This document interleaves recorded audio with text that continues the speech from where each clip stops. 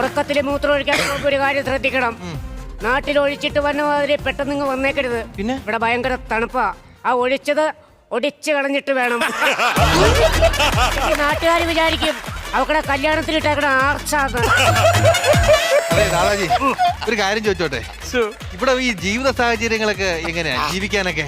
ഇവിടെ ഇപ്പൊ ഇച്ചിരി മോശമാണ്. ആ, ഇനിയിപ്പോ ഇവിടെ ടൂറിസ്റ്റുകാരൊക്കെ വന്നു തുടങ്ങുമ്പോ ഞങ്ങളൊരു പുതിയ ബിസിനസ് പ്ലാൻ ചെയ്തിട്ടുണ്ട്. എന്ത് ബിസിനസ്?